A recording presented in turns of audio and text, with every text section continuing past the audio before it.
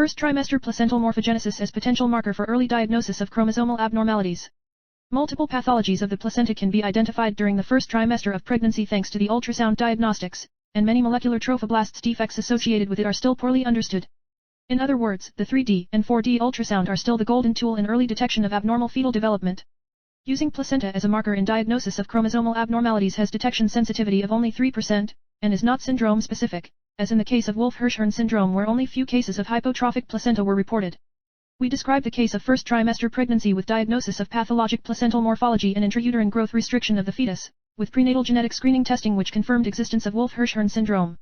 Suspicion for chromosomal abnormalities was raised due to placenta ultrasound examination only, and this case report outlines the clinical significance of the placenta as a novel marker for Wolf-Hirschhorn syndrome, since other clinical indications in this case were not present.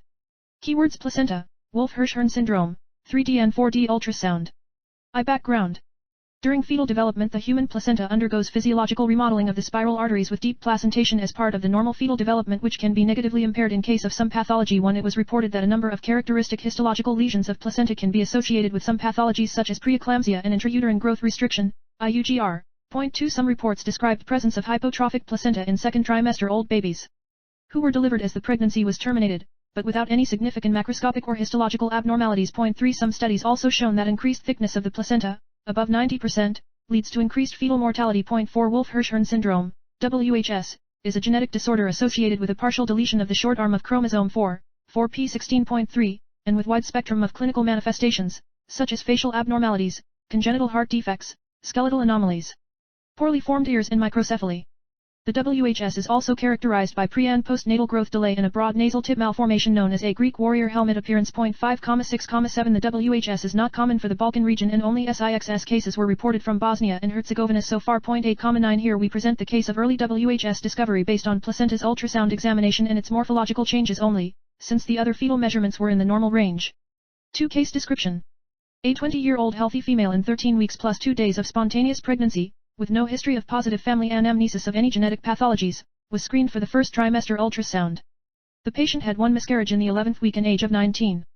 Ultrasound examination was performed with ultrasound machine Volusin E6 and findings included, a live fetus, visualized fetal heart activity, fetal heart rate 163 bpm, crown rump length, CRL, 70.6 mm, nuchal translucency, NT, 2.2 mm, Fig 3a, biparietal diameter, BPD, 19.8 mm, ductus venosus pi 1.530, Fig 3b, placenta circular, amniotic fluid normal, 3 vessels cord. 4. Chromosomal markers, nasal bone present, tricuspid Doppler normal. Examination of fetal anatomy revealed normal skull/brain and spine appearance. Also the fetal heart and abdominal wall appeared to be normal. During ultrasound examination stomach, bladder, kidneys, hands, and feet were all visible and appeared normal. However, the placenta examination showed placenta thickness of 31.6 mm circularly present on all uterine walls and fully occluding the uterine mouth, 11 mm thick on the front wall and 31.6 mm on the back and fundus, indicating diagnosis of pathologic placental morphology, Fig 1. Geometrically, in ultrasound examination, the fetus was smaller for 1 week than expected at this stage of gestation when calculating from the absence of menstruation. Fig 1, 2D ultrasound fetal screening presenting pathologic placental morphology. A. Inhomogeneous placenta. B. T-shaped cervical canal. C. The placenta covers the inner uterine mouth. The background risk for aneuploidies was calculated based on maternal age, 20 years. All biophysical markers were corrected as necessary according to several maternal characteristics including racial origin, weight, height, smoking, method of conception and parity. The estimated risk was calculated by the FMF 2012 software, version 2.8, and was based on findings from extensive research coordinated by the Fetal Medicine Foundation, UK registered charity 103-7116. The background/adjusted risk for trisomy 21 of 1:1109/13056, trisomy 18 of 1:2793/1:8465 and for trisomy 13 1:8739/1:20,000, indicated a low aneuploidies risk, Fig 2. The risk for spontaneous delivery before 34 weeks was 1:2897.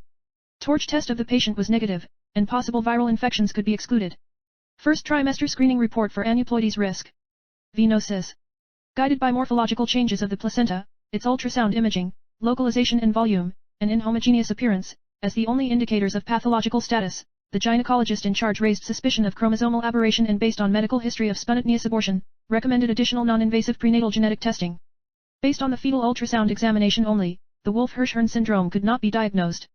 My prenatal test, a prenatal genetic screening test, was positive for microdeletion in 4p16.3 chromosomal region, confirming diagnosis of Wolf-Hirschhorn syndrome. The patient was referred with findings to the Clinical Center Ethics Committee, and its members recommended early amniocentesis, without suggestions for the additional FISH analysis. Results of early amniocentesis showed a normal XY karyotype, but further FISH analysis was not performed. The Ethics Committee suggested termination of pregnancy, and after genetic counseling, the parents decided to do so. This is the first report in Bosnia and Herzegovina where diagnosis of Wolf-Hirschhorn syndrome could be made based on the ultrasound examination of fetal placenta only, and which was also confirmed with non-invasive prenatal testing. The gynecologist developed suspicion on WHS based on placental morphology and history of spontaneous abortion only, since the other clinical parameters and patient history were not indication for the WHS genetic screening. The pathohistological analysis of placenta showed the following: placenta with ruptured placental tissue measuring 110 x 110 x 30 mm, with separately received fragments of placental tissue measuring 60 x 50 mm fetal side of centrally positioned umbilicus 160 mm long, at the cross-section with 3 distinctive vascular lumens, the amniotic membrane less transparent. Maternal side torn, partly made up of brown spongy mole tissue, partly extremely blood permeated. Pathohistological diagnosis: inflammation of fetal amniotic membrane, subchorionic thrombosis and local ischemic enclosure, local edema and fibrotic changes on stromal villi, local intervillous fibrin deposition. After termination of the pregnancy, both parents did karyotype testing which turned out to be normal. 6 months after abortion the patient conceived spontaneously again and healthy child was born. Discussion. The role of ultrasound in the diagnosis of fetal genetic syndrome serves as a screening tool for the recognition of fetal abnormalities.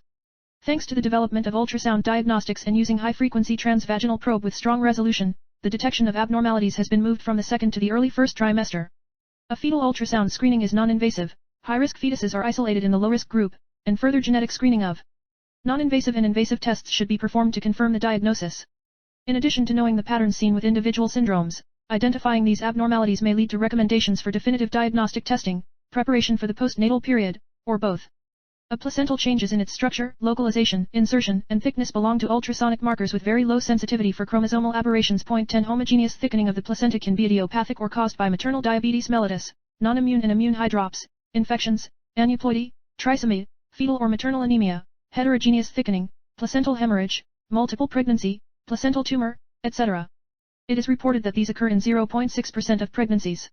Enlarged thickness of placenta, even when isolated, has been associated with increased perinatal morbidity and mortality. 11 Most perinatal deaths are associated with anomalies, non-immune hydrops, placental abruption, and premature rupture of membranes.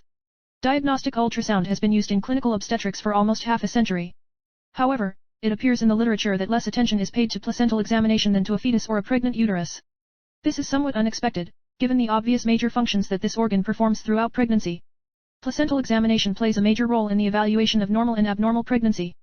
Methodological sonographic evaluation of the placenta should include location, visual size assessment, and, if abnormal, thickness and/or volume measurement, implantation, morphology, anatomy, as well as anomaly search, such as additional lobes and tumors, age, abruption of placenta or congenital viral infection. The ultrasound appearance of thick, heterogeneous, and small placenta may provide information on possible adverse outcomes in pregnancy.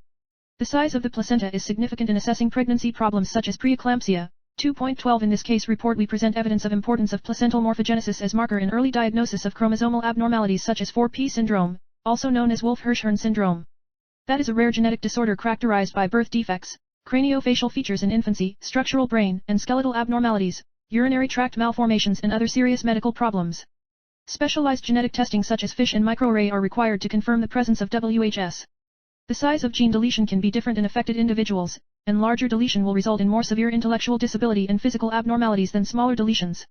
The method of detection of chromosomal deletion in region 4p16.3 is a fluorescence in situ hybridization, FISH, using bacterial artificial chromosomes, BAC, probes which enable easier and faster cytogenetic analysis. 13 These tests are performed on cells from chorionic villus sampling or amniocentesis during pregnancy, on samples of cord blood or peripheral blood after the birth, or on products of conception in case of miscarriage. Early ultrasound examination is crucial not only for monitoring fetal development but also for early detection of genetic abnormalities, since even when fetal screening seems normal, the smallest changes in the placenta, as a novel potential marker, can serve to diagnose gene mutations, early during the first trimester.